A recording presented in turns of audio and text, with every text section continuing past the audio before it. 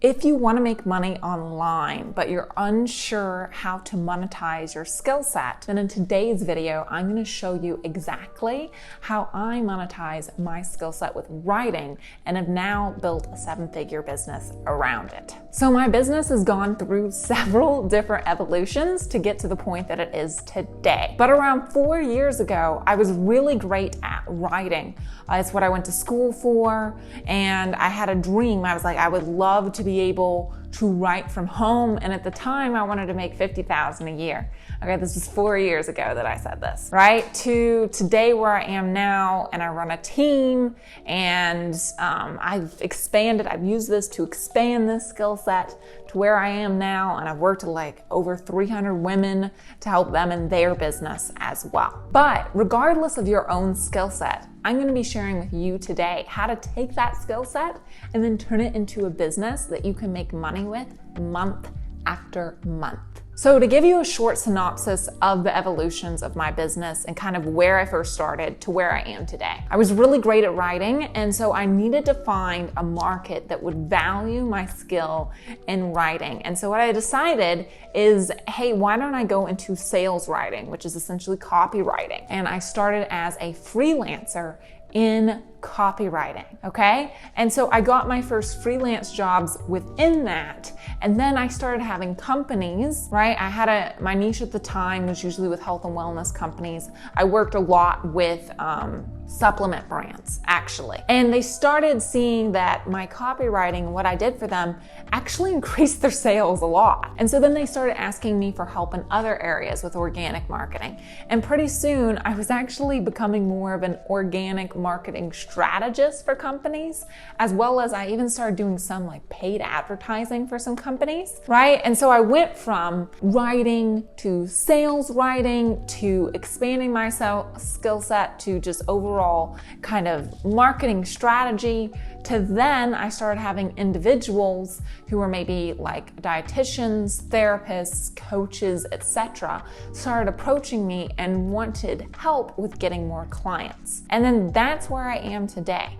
Okay, I've actually since stopped consulting with larger companies back in 2020, and today I've worked with over 300 women with helping them grow their business, right? So that's been kind of the evolution of how I monetize my own skill set. But how should you start in the beginning, right? And you don't have to have a skill set like mine that's in writing. It could be in anything, and you really just need to apply 5 things to be able to get clients consistently and monetize your expertise. So the first thing you want to look at is market need. A lot of people skip this step.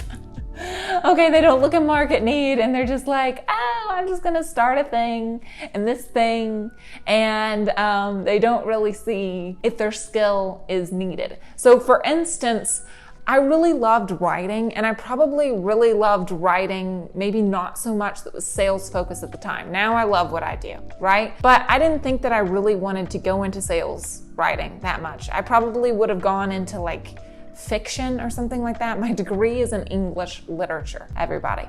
But I saw that the market need and what more people were willing to pay for when writing expertise was in copywriting, because it was sales writing. It was easier to monetize, and so I framed my skill set around the market need and what the market desired. Now, this doesn't have to be writing for you, okay? This could be anything. You could be a career coach. You could be, let's say your expertise is in nutrition. You have to look at the market and what they need. What is a problem that they're facing, and what will people pay money for? Meaning, is it a painful enough problem for people, right? And if what you're doing right now is you're like, oh, I want to help people with a garden, you're gonna have to figure out how to frame your skill set around a painful enough problem for people. It's easier to monetize your skill set. Now, the second thing that you want to look at is, what are you actually skilled at, right? Maybe right now you don't know what you're skilled at. Maybe you already know, you're like, hey, I'm amazing at this, which you can just skip over this little part, go to number 3. But if you don't know what your skill set is, ask people what they feel like you're really, really good at. You could be really great at giving people great life advice, which would mean that you'd be better at being a life coach, maybe in a certain category, right? Maybe you're good at writing like me. Maybe you're good at videos. Okay, there's so much that you can do with videos and teaching people about video, especially because within marketing, everything is video now. Right? What you want to do is you want to look at your skill set and see what could be monetized. And then see how you can frame your skill set, like I was talking about, into something that's really, really highly marketable. I became an SEO copywriter because I noticed that there was a need in it. So I already had a skill in writing. And then I taught myself SEO for copywriting is what essentially I did, for copy and content writing, and kind of some things with how to get your blog posts to rank and things like that. I taught myself that to add on top of the skill set I already had to make myself even more marketable. Now, the third thing you want to look at is, what are you actually passionate about? This sounds so simple, but don't go into something if you have no passion about it at all. Like, for instance, I remember a client of mine, she was like, Natalie, I'm really great at helping people lose weight, but I hate it. Don't do it then. Like, there's no reason to build a business that you create, that you hate. I really, really, really loved writing, and so I knew I was going to enjoy anything in that. Now, after I've expanded my skill set as the market has needed it, I really, really love what I do, right? And I can't imagine doing something else. With my time. I don't know what I'd be doing if I wasn't doing this. But my point here is actually make sure that you're passionate about it. This is an important factor to make sure that you have longevity within your career. Now, if you're going to create a coaching business around your expertise, you do need to make sure that you're thinking about the buying power of your niche. So when I first started, I was working with brands, okay, and companies that were, they were making millions a year, okay? So they had good buying power, right? They had good buying power. I've also worked with people who are beginner entrepreneurs or people who are trying to start their business and maybe they've gotten it to $3,000 a month, but they want to get to $10,000 a month. I even now work with people who want to scale their business to 7 figures, right? But my point here is you need to make sure that your niche has buying power. And a lot of people, what they do is they think, they think from their own point of view. So they'll think, I want to help people who are in college and maybe they're struggling with X, Y, and Z. So you can pick that as a niche, but you have to understand that their buying power may be less. Like, let's say you're amazing at making career shifts and getting really, getting raises in your job or something like that. Now, if you go after people who are just getting out of college, they might not have the ability to pay you. Whereas if you go after professionals who want to get even higher paying jobs or they want to make a career shift, you'll probably end up with clients who have buying power, right? This is the importance of focusing on your niche and figuring out if they would have the ability to afford what you have to offer. Now, the fifth thing you're really going to want to do is focus your offer around a transformation, not around a how-to. So a lot of people, what they do with their skill set is they just focus on a how-to.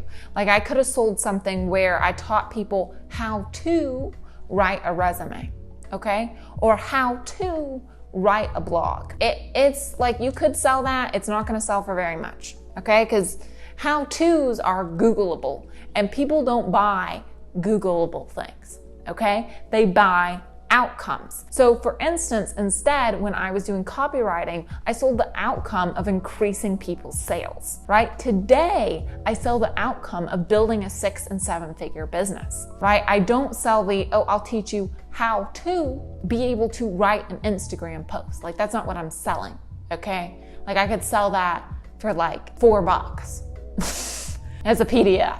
You know what I mean? People aren't gonna pay very much for that, right? Whereas, and like, you can find that as free videos on Instagram, side note, if you want to know how to do that. But the thing is you really need to focus around a key transformation. So within certain, like, let's say you're a life coach, don't just be, I help people get unstuck, or I help people learn how to achieve their goals, or I help people learn how to plan their day. Like, none of that. none of that's gonna sell. Now, if you think of this from a transformation standpoint, you could be a life coach for different types of people, and you're thinking about this from a specific transformation point of view. So maybe you're helping people who, I'm just gonna go with the same kind of models of what I've been talking about so far. So maybe you're helping people who are kind of like at a mid-tier within their career, and you're helping them make that transformation to become the person that can level up in their career and maybe become a six-figure earner. Okay, that's a specific transformation. Or with my case, you know, I work with a lot of people where they're in that starting, or maybe they are making some money in their business, but they want to make more and they want to become a six-figure business owner. I'm selling the transformation of the six-figure business owner, right? Or within, let's say, something with relationships. Maybe people are amazing, successful career women, but they want to be able to attract their dream partner or whatever, right? So that's a specific transformation that you're selling rather than a how-to, like, oh, here's how to text a guy better. I don't know. I'm trying to come up with stuff off of the top of my head. But that's my point here, is that this is gonna kind of add the gasoline to people wanting to buy what you have to offer and being able to monetize your skill set rather than just something that's not gonna seem appealing to people whatsoever. Now, if you wanna join a community of other women who are really striving to become 6- and 7-figure business owners, right? And you want more tips like these, and even exclusive tips like, you know, I talk about different things like manifestation, how I manifested 24,000 in like 4 days last year, or even specific things like, hey, here's the sales strategy that's add thousands of dollars to my clients' businesses. I actually have a free Facebook community where you can interact with other female business owners and you can have access to those exclusive trainings. If that's something that you're interested in, go below to the description, click on that link, and you can join us there. So after you've laid the foundation of those 5 things, which are essentially the root of what can be a coaching business for you, right? A coaching or consulting business. What you're gonna wanna do is actually outline a strategy to help you get your business to 10K months.